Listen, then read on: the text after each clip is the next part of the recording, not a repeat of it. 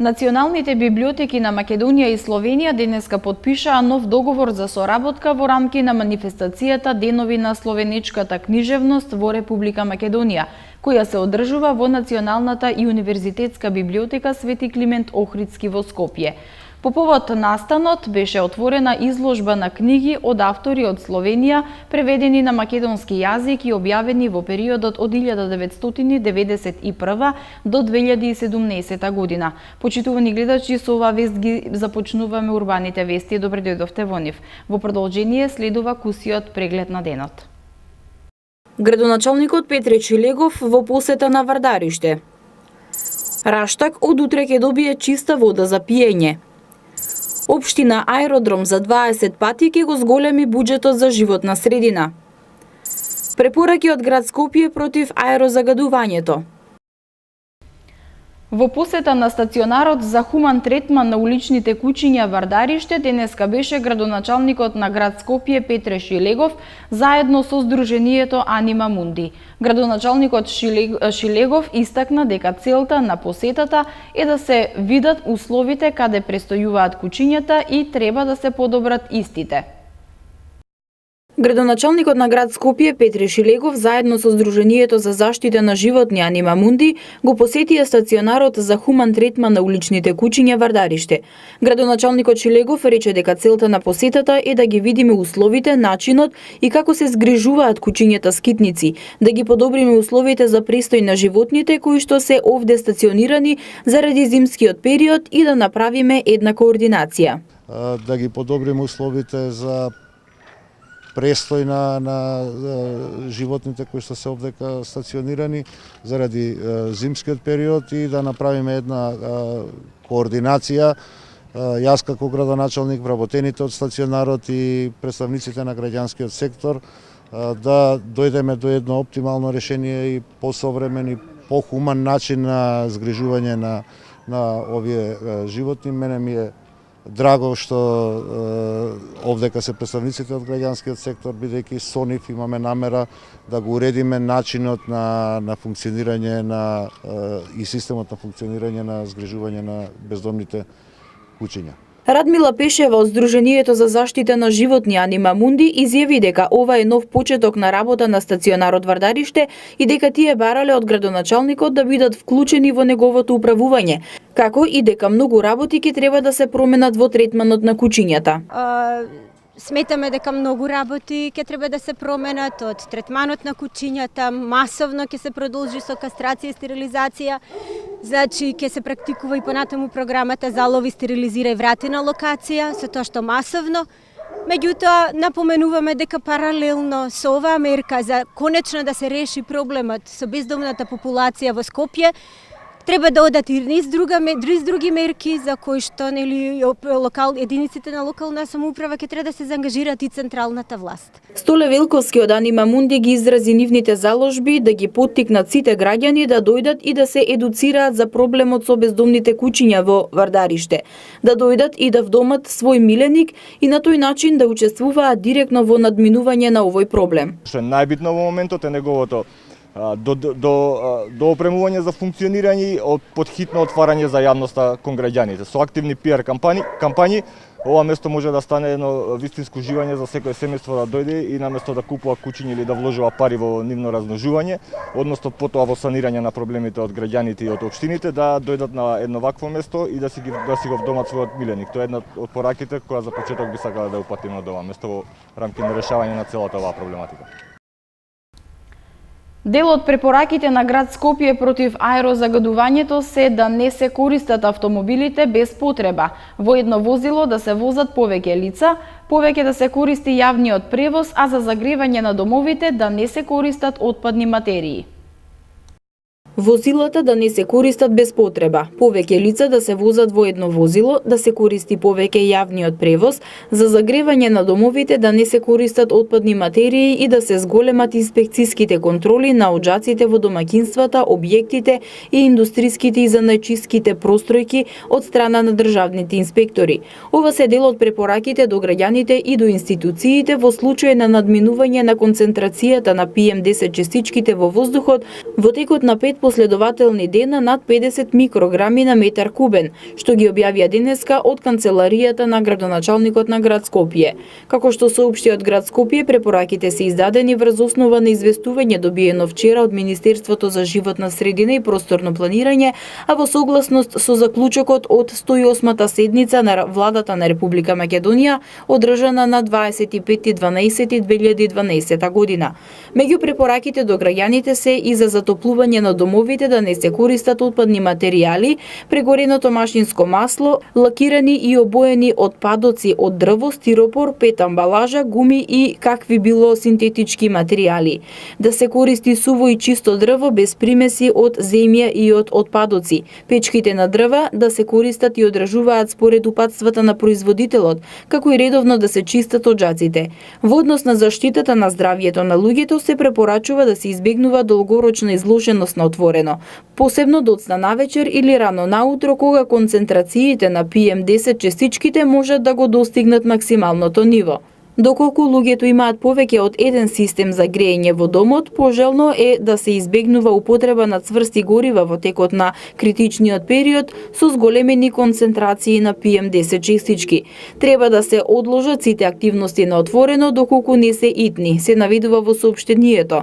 Препораки до институциите и правните субјекти се да се зголемат инспекцијските контроли на инсталациите во надлежност на Министерството за животна средина и просторно планирање и општините во градот Скопје, да се зголемат инспекцијските контроли на субјектите кои управуваат со отпадни гуми и отпадни масла од страна на општинските инспекцијски служби, да се зголемат и спроведат вонредни инспекцијски контроли на граделиштата во надлежност на општините, да се спроведува зачестено чистење на улиците и пешачките површини во надлежност на општините во градот Скопје, доставата на стоки со возила да се извршува пред 7:30 или по 18 часот. Понатаму, обухите на автошколите да се реализираат во периодот од 9:30 до 14:30 и по 18 часот, да се зајакнат вонредните контроли на МВР во однос на техничката исправност на возилата за кои се сомневаат дека имаат зголемени емисии на штетни гасови. Општина Аеродром од новиот општински буџет ќе издвои околу 300.000 евра за реализација на конкретни мерки за почист воздух, односно 20 пати повеќе од досегашните средства на годишно ниво за заштита на животната средина. Ова го истакна градоначалникот на општината Златко Марин на средба со граѓанските организации. Буџетот за животна средина во општина Аеродром ќе се зголеми за 20 пати, а ќе се реализираат и голем број мерки за чист воздух, истакнал градоначалникот на Аеродром Златко Марин на средба со представниците на О2 коалиција за чист воздух и на други граѓански организации. Од општина Аеродром информираа дека на средбата се разговарало за можностите за интервентни мерки кои општината би ги превземала во насока на намалување на загадувањето. Од новиот општински буџет, како што рече Марин, ќе се издвојат околу 300.000 евра за реализација на конкретни мерки за почист воздух, односно 20 пати повеќе од досегашните средства на годишно ниво за заштита на животната средина. Дел од представниците на граѓанските здруженија кои присуствуваа на средбата предложија неколку мерки, кои би дале резултати за краток рок во соработка со градот Скопје, Министерството за животна средина и другите надлежни институции, меѓу кои инсталирање филтри на оджаците на индивидуалните куќи, искористување на сончевата енергија, подобрување на условите за користење јавен превоз, користење на нова генерација катализатори за моторни возила кои ја намалуваат емисијата на штетни материи, да се зголеми ефикасноста на инспекцијските служби, како и да се работи на зголемување на јавната свест. Општина Аеродром, како што е наведено во соопштението, сериозно ќе ги земе во предвид сите предложени мерки од состанокот и ќе изготви конкретен краткорочен план кој ќе биде достапен на јавноста, а во меѓувреме ќе се работи на трајно решавање на загадувањето. Раштак ќе добие чиста вода за пиење. Водоводниот систем и резервоарот се исправни, а секундарната мрежа е во испитување, пошто следи пуштање на чиста вода до сите домаќинства од ова населено место. Водата која ќе стигнува до домаќинствата е третирана на најпрофесионален начин со прочистителни станици. Градоначалникот на општина Газибаба Борис Георгиевски денеска информираше дека населението од Раштак веќе од утре ќе добие чиста вода за пиење, со што проблемот со недостаток на чиста вода ќе биде надминат. Како што истакна Георгиевски, водоводниот систем е исправен, сите каптажи и резервоарот од 120 метри кубни, а секундарната мрежа е во испитување. Исто така во ова населено место во тек е поставување на водомери на домаќинствата, кои се 150 на број, а со чиста вода ќе бидат снабдени околу 400 жители на Раштак. Водата која ќе стигнува до домаќинствата е тестирана на најпрофесионален начин со пречистителни станици. Во моментов целиот водоводен систем е во исправност, секундарната мрежа е поставена во функционалност, во испитување. Примарниот дел каде што се снабдува од реката кој што се наоѓа во близина на селото Раштак и сите каптажи, вклучувајќи го и резервоарот од 120 кубика, се комплетно исправни, со тоа што Раштак веќе од утре се снабдува со чиста вода за пиење. Водата овде се третира на најпрофесионален начин. Прво се со пристапни каптажи, пречистителни станици, хлорирана водата и комплетно како квалитетна и чиста вода се доставува до секој домаќинство. Градоначалникот Георгиевски истакна дека за Раштак се предвидува и нов зафат, односно од досегашните 3 литри во секунда ќе се обезбедат дополнителни 10 литри во секунда, со што трајно ќе се реши проблемот со водоснабдување со чиста вода. Освен за Раштак, активностите ќе продолжат и за останатите места кои немаат чиста вода, а тоа се еден дел од Булачани и Страчинци. Жителите на Раштак претходно се снабдувале со каптажи од изворите на Скопска Црнагора, а од 1972 година во Раштак бил изграден првиот водоснабдителен систем, но поради застареноста на секундарната мрежа и зголемувањето на капацитетот на населението и викендиците се создал проблем со недостаток на вода кој сега е надминат. Владата на Република Македонија итно да оформи посебен фонд за заштита на животната средина и да одвои околу 1% од проектираниот БДП за 2018 година, бараат од заедницата на екоактивности Скопје Смок Аларм. Заради катастрофалната еколошка состојба во Македонија, сметаме дека владата треба да одвои околу 1% од БДП во посебен фонд за заштита на животната средина. Го повикуваме Министерството за животна средина итно да изготви акциски план и соодветни проекти за бараните средства, се наведува во соопштението на заедницата Скопје Смок Аларм. Како илустрација за лошо приоритизирање на јавните политики се наведува фактот што во изминативе 10 години потрошени се скоро 700 милиони евра за проектот Скопје 2014 според Призма Бирн, додека годишниот буџет на Министерството за животна средина и просторно планирање варира помеѓу 5 и 10 милиони евра. Од Скопје Смок Аларм подсетуваа дека според Светската банка, како последица на аерозагодувањето, македонската економија трпи годишни загуби од 253 милиони евра или 3,2% од БДП, што значи дека реалниот раст на економијата изминативе години е 0%. Во посета на општина Газибаба денеска беа францускиот амбасадор во Македонија и деканот на факултетот за безбедност.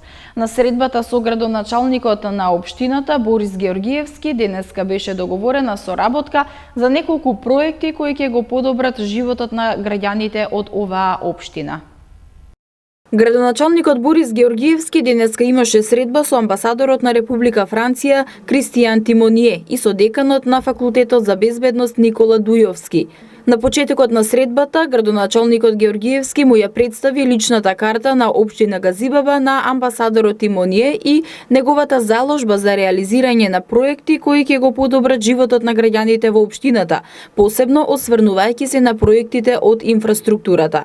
На средбата амбасадорот се заблагодари за поддршката при реализацијата на проектот за изградба на најсовремено музичко студио за снимање на филмска музика, која се наоѓа во автокоманда со со што ќе се направи промоција на светско ниво на општината и Република Македонија. Градоначалникот Георгиевски потенцираше дека со домашна и странска инвестиција е единствениот исчекор за еднината во секој сегмент на делување во општината. Исто така, градоначалникот и деканот Дујовски разговараа за заедничка успешна соработка и за проекти кои би се реализирале во иднина. Регионалниот центар за управување со кризи ги информира граѓаните дека утре без електрична енергија ќе останат делови од општините Карпош и Киселавода.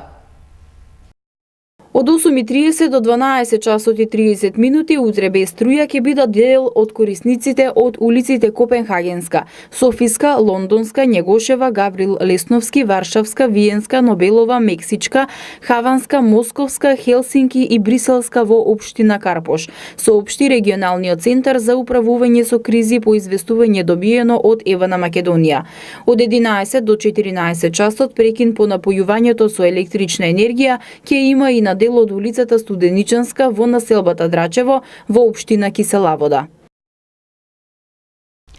Под влијание на циклон од Медитеранот, во текот на ноќта во Македонија се очекуваат поинтензивни врнежи од дожд, кои од запад ќе се прошируваат кон исток. Управата за хидрометеоролошки работи соопшти дека врнежи од дожд со слаб до умерен интензитет ќе има и утре во текот на денот. Локално тие ќе бидат пообилни и понекаде ќе наврнат и до 25 литри на метар квадратен, особено во западните и југоисточните делови. Следува МТМ Метео.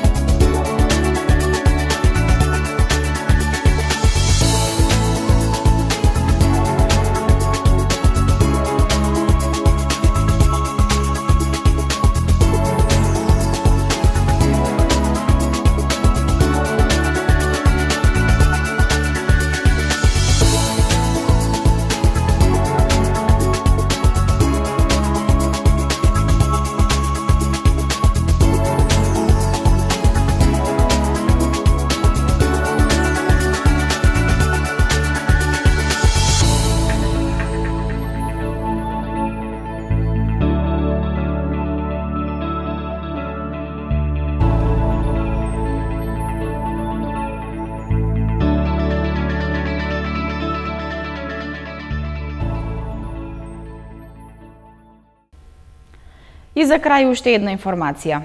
Марковиот манастир денеска и утре го одбележува споменот на својот патрон и заштитник Свети Димитрија. Празнувањето почнува вечер со вечерна богослужба на која ќе чиноначалствува неговото блаженство архиепископот Охридски македонски господин Стефан. Утре на денот на споменот на Свети Димитрий ќе биде одслужена божествена литургија со почеток од 9 часот. Сите посетители ќе имаат можност да се поклонат на моштите на многобројните светители кои се чуваат во манастирскиот параклис Свети Марко. Со оваа вест ги завршуваме урбаните вести. Ви благодарам на вниманието, останете и понатаму со програмата на МТМ. Повеќе информации можете да добиете на mtm.mk. Довидување.